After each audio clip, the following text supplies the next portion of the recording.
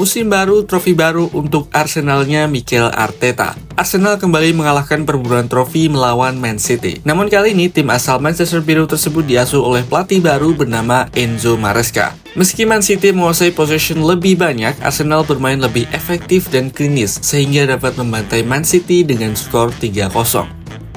Jadi, apa yang membuat Arsenal begitu perkasa di laga ini? Gimana cara The Gunners memenangkan pertandingan di menit ke-48? Ayo kita bahas. Arsenal asuhan Mikel Arteta turun dengan formasi 4-2-3-1. Bruno melakukan debut kompetitifnya dengan bermain sebagai double pivot bersama Lewis Kelly. Namun nantinya mereka dapat membentuk midfield 3 dengan Odegaard yang maju turun. Di depan ada Madueke dan Havertz, ditambah amunisi baru Zolis yang mencetak 2 assist di laga ini. Di sisi lawan, era baru Man City di bawah Enzo Maresca memainkan formasi 4-2-3-1. Pemain 116 juta pound sterling Anderson membentuk double pivot bersama Kovacic dengan Foden sebagai gelandang serang. Sedangkan Doku dan Semenyo bermain sebagai winger, membantu Haaland di depan sebagai ujung tombak. Arsenal langsung melakukan serangan dari kick-off dengan Odegaard atau Bruno menyeimbangkan peran antara membantu build-up dan menyerang kotak penalti. Calafiori sebagai bek kiri sering ikut naik untuk menyerang dan menciptakan overload melawan lini belakang City dengan 5 atau 6 pemain melawan 4 bek, sehingga membantu Lewis Kelly untuk menemukannya di ruang antara bek kanan dan bek tengah kanan City pada gol pertama. Di sini kita bisa melihat bagaimana resistensi press dari Lewis Kelly. Dengan memanfaatkan orientasi tubuhnya, ia dapat menerima bola walaupun dijaga ketat oleh Foden dan membuka angle passing baru ke Calafiori. Dengan Calafiori dan Zolis yang sering berada cukup dekat di sisi kiri, Arsenal banyak membuat overloads dan melakukan rotasi. Kombinasi keduanya cukup fluid sehingga membuat Arsenal bisa melakukan progresi yang juga dibantu oleh pemain seperti Bruno, Odegaard, dan Havertz. Pergerakan pemain di sisi kiri dapat menarik pertahanan City ke area tersebut, sehingga ada ruang isolasi untuk Madueke di sisi kanan. Bruno utamanya sering menjadi eksekutor switch play, di mana ia dikenal mempunyai kemampuan long pass di atas rata-rata. Sesekali, ia didukung pemain lainnya seperti White, Odegaard, atau Bruno untuk membuat sisi kanan juga lebih dinamis. Namun hal ini lebih dilakukan secara tiba-tiba dan membuat lawan tidak siap karena tidak selalu dilakukan. Pada gol kedua, Arsenal dapat melakukan progresi cepat lewat sisi kanan dengan Madueke memanfaatkan kemampuan ball carrying-nya untuk masuk ke kotak penalti. Ia lalu didukung oleh White dan Odegaard yang melakukan overload di sisi kiri City dengan membentuk situasi 3 lawan 2 melawan Doku dan O'Reilly. Pergerakan White di sini menciptakan ruang bagi Odegaard di half space dalam melakukan crossing ke Zolis yang bergerak menyerang jauh. Ditambah dengan support yang telat dari Kovacic, membuat Odegaard dapat mampu melepaskan umpan dengan mudah. Di kotak penalti, Zolis berada dalam situasi 2 lawan 2 bersama Havertz. Ia mendapatkan keunggulan momentum karena Kusanov yang tidak siap dalam melakukan penjagaan, sehingga ia dapat menemukan striker asal Jerman tersebut dengan mudah untuk mencetak gol.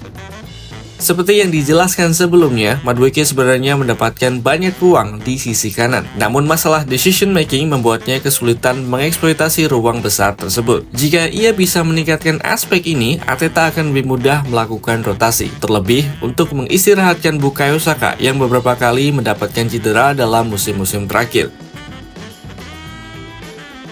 Dalam mengeksekusi high press, Arsenal menerapkan pendekatan hybrid sebelum beralih ke man-to-man press pada trigger tertentu. Di depan, Havertz menekan Diaz dan Odegaard menutup akses ke Kovacic. Mereka mencoba memberikan Donnarumma waktu dan ruang dalam melakukan build-up. Kunci dari trigger dalam pressingnya adalah Madueke. Hal ini dikarenakan posisinya yang berada di antara Gvardiol dan O'Reilly. Saat Madueke maju untuk menekan Gvardiol, Bruno atau White harus menutup O'Reilly, sehingga membuat fase ini seperti catur. Menghadapi blok pertahanan 4-4-2 Arsenal, Man City berusaha membentuk 3-1-5-1 atau 3-1-6. O'Reilly maju dan masuk ke half space kiri, sedangkan Anderson beroperasi di half space kanan. Keduanya mendorong Foden ke area tengah dan mendekat ke Haaland. Hal ini menciptakan bentuk diamond melawan 4-4-2 Arsenal, dan mereka dapat membuat central overloads melawan double pivot yang diisi oleh Lewis Kelly dan Bruno. Di sini, Man City terlihat mencoba melakukan transisi dari area final third kembali ke arah yang lebih dalam, dengan O'Reilly turun dari posisi sentral. Ini menyulitkan Arsenal karena harus mengikutinya, seperti yang dilakukan Mosquera hingga naik ke area dalam City. Yang berbahaya adalah bagaimana Haaland akan berada dalam situasi 1 lawan 1 melawan Gabriel dengan ruang besar. Namun fleksibilitas Arsenal membuat mereka dapat dengan mudah mengubah cara bertahan mereka.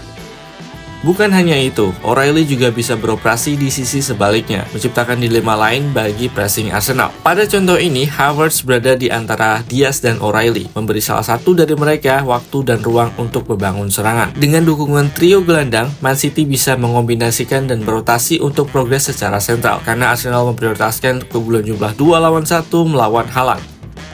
Doku juga bisa berotasi dengan O'Reilly untuk menerima bola di antara lini, memaksa White memilih salah satu dari mereka. Jika Mosquera naik untuk membantu White, Haaland akan ditinggalkan 1 lawan 1 melawan Gabriel, dilema yang mirip dengan sebelumnya. Bentuk diamond yang dilakukan City juga terus mengganggu double pivot Arsenal, karena ini dapat membebaskan setidaknya salah satu dari O'Reilly, Foden, atau Anderson. Di sini kita bisa melihat bagaimana Anderson mendapat ruang untuk crossing, sehingga ia coba eksploitasikan untuk menemukan Haaland di kotak penalti.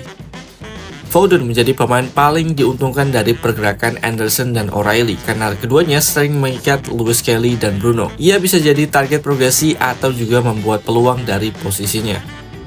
Dalam proses menuju gol ketiga Arsenal, City sebenarnya kembali mencoba membuat overload di tengah terhadap press atau blok 4-4-2 Arsenal dengan Foden yang turun. Tetapi umpan Guardiola ke Haaland dapat diantisipasi oleh Rice yang baru masuk di babak kedua. Kedalaman gelandang yang dimiliki oleh Arsenal saat ini membuat Arteta bisa merotasinya dan memainkan siapapun yang fresh. Seperti yang kita tahu, Rice mempunyai kemampuan defensif yang impresif, sehingga di sini ia dapat memenangkan bola dan memulai transisi untuk Arsenal.